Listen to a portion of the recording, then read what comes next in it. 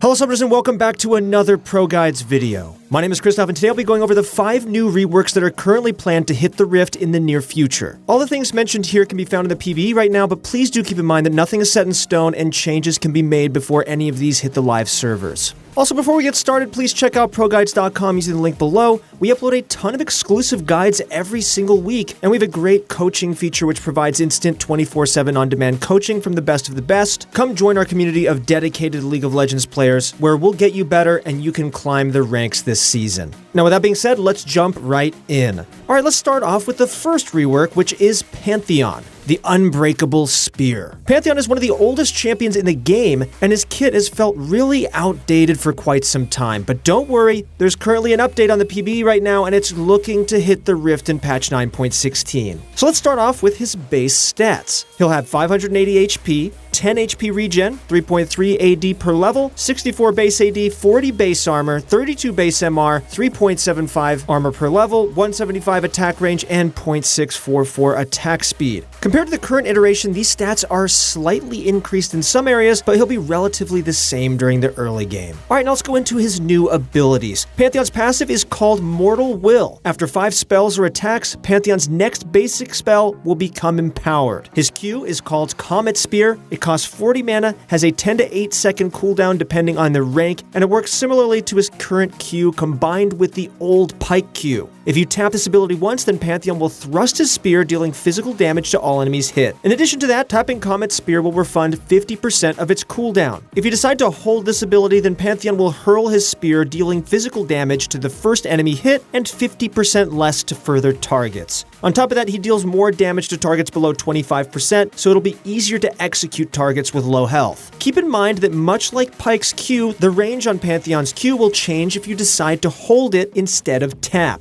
Combine this ability with Mortal Will and it'll do a ton of extra damage while also slowing your target for 25% for 2.5 seconds. Next up is his W, Shield Vault. This ability is very similar to his current W, and it allows Pantheon to dash to an enemy and stun them for 1 second. It costs 55 mana and has a 13 to 9 second cooldown depending on the rank. If your Mortal Will passive is up, then you'll strike your target 3 times, dealing a total of 135% physical damage. This is going to be extremely powerful in lane and can easily win you fights. Now we have his E, Aegis Assault, which costs 80 mana and has a 22 to 16 second cooldown. Pantheon braces his shield and engages enemies in a chosen direction for 1.5 seconds. During this time, he becomes immune to damage from that direction, including turret damage, and deals 100% of his AD over that duration. The last hit slams Pantheon's shield, dealing 55 to 255 plus 150% base AD as physical damage. If you combine Aegis Assault with Mortal Will, then the duration is increased to 2.5 seconds and does 167% of his base AD instead. You can also recast this ability to end it early since you cannot cast any other spells while your shield is up.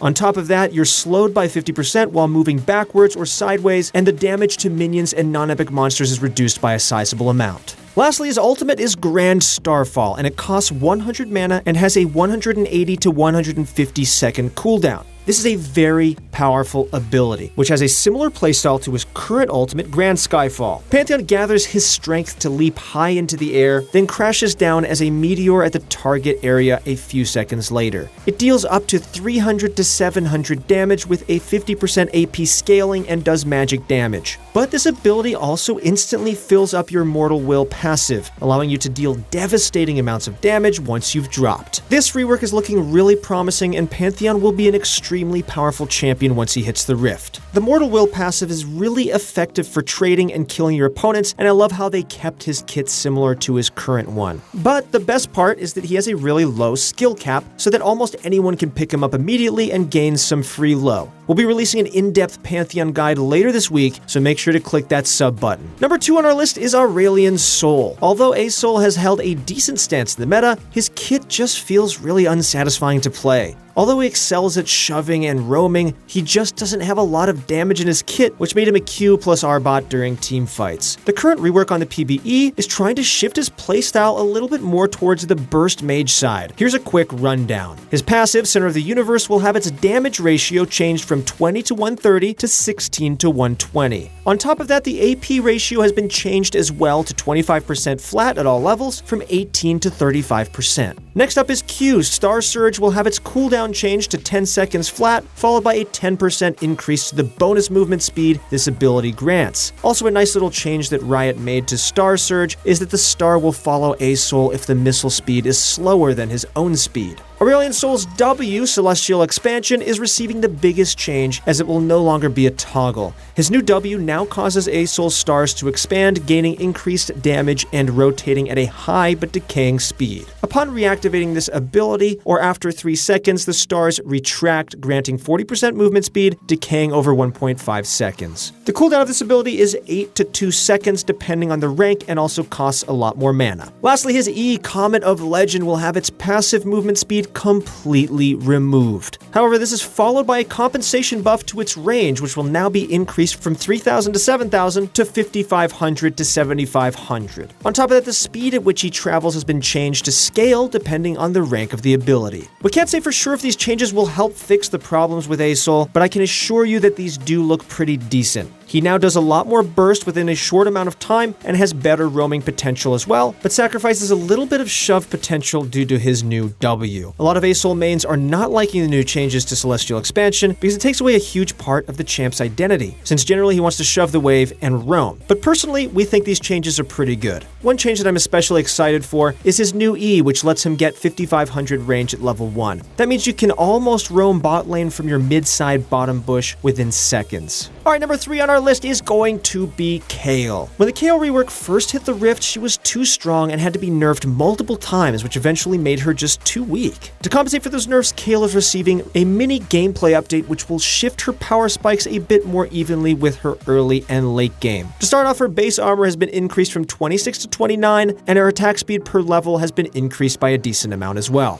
Next, her passive Divine Ascent will now have its movement speed changed from 15% towards champions to 10% in all directions. But the biggest change is that her ranged auto attacks have been moved to her first evolve, and the AoE auto attacks have been moved to her second evolve. This way she can become relevant in the game as soon as she hits level 6. Kayle's Q, Radiant Blast, will now refund 50% of its mana cost if it hits a champion, and the cast delay has been decreased by 0.25 seconds. The missile speed has also been decreased from 2,000 to 1,600, and the range has been lowered to 900 from 950. Radiant's Blast AP ratio has been increased by 10%, and the AD ratio increased by 20%. The Shred decreased by 5%, and the Shred duration increased by 1 second. Next up, her W, Celestial Blessing, will only receive a minor change and will have its heal ratio increased by 5%. Kayle's E, Starfile Spellblade, will have its execute damage changed from 8 to 12% plus 2% of every 100 AP to 8 to 16% plus 1% of every 100 AP. On top of that, the passive AP ratio has been increased by 10%, and the AD ratio has been increased by 20%.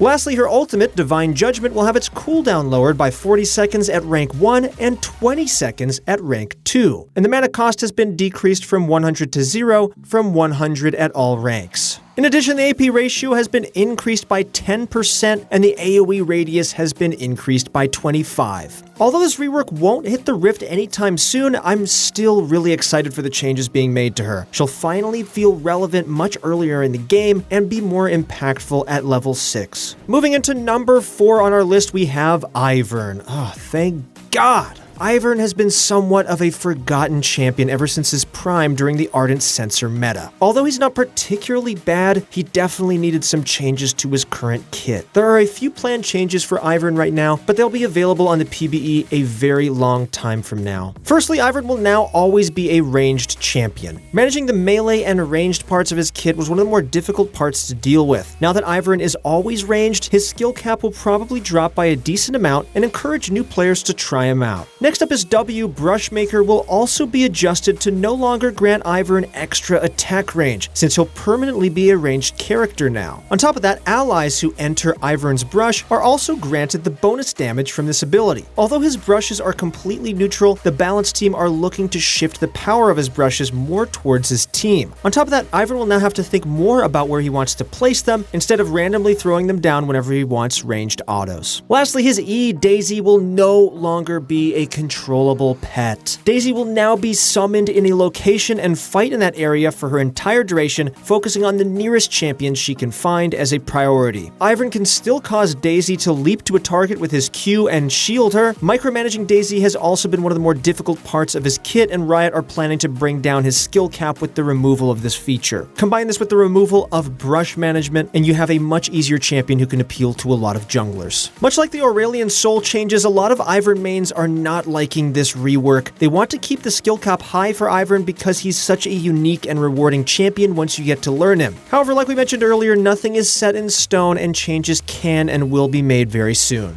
Alright, last up on our list is Wukong at number 5. Wukong is one of the oldest champions in the game, and his kit has not held up well in the test of time. Wukong's passive Strength of Stone has a few new features added to it. There is a new effect called Crushing Blows, which applies a passive stack up to a maximum of 5 when Wukong or his clone hits a target. Targets hit by Crushing Blows will take 4% increased damage from Wukong, allowing him to keep his one-shot assassin playstyle. Strength of Stone's old effect, Stone Skin, has been redesigned as well. When 3 or 4 enemy champions are visible within 1400 units, Wukong gains armor and magic resist depending on his level and bonus defensive stats. This effect lasts for 6 seconds, but renews if enemies remain nearby. Next up is his Q, Crushing Blow, which is being changed to Golden Magical Staff. This ability now has a passive. Wukong will receive 125 extra range on his next auto attack after he casts any spell. The base damage on Golden Magical Staff has been decreased by a tiny amount, but it now has a 20% AD ratio. On top of that, the bonus damage has been changed to give a flat amount per rank and also converts to magic damage instead of physical damage. Lastly, this ability no longer grants armor penetrations and will also heal Wukong based off of his AD. His W, Decoy, has been renamed to Warrior Trickster, and the ability has completely changed. Wukong's W will now create a clone that attacks nearby enemies for 50% of Wukong's damage. The clone's lifespan has increased by a small amount, and pressing S to stop moving will look identical to enemy players. In addition, Wukong's dash range when casting his W is increased to 200 units, and the cooldown has been decreased by 2 seconds. Nimbus Strike will remain pretty similar to the current live version, but its AD ratio has been decreased from 80% to 50%. It will receive a compensation buff on its AoE target range as well. Lastly, Wukong's ultimate Cyclone will no longer lock you out of using your other spells while using this ability. This means that you can now cancel your ultimate early to cast your other abilities. The Wukong rework will probably not be released next patch, but if you want to test it out, make sure to download the PBE. Alright, that's it for our upcoming REWORKS video. Let us know which change you're most excited about down below. If you guys enjoyed watching this video, then watch some more by clicking that sub button. Also, if you're interested in getting better at League of Legends this season, then check out ProGuides.com using the description link below. Thank you guys so much for watching, good luck in your next few games, and we'll see you on the Rift.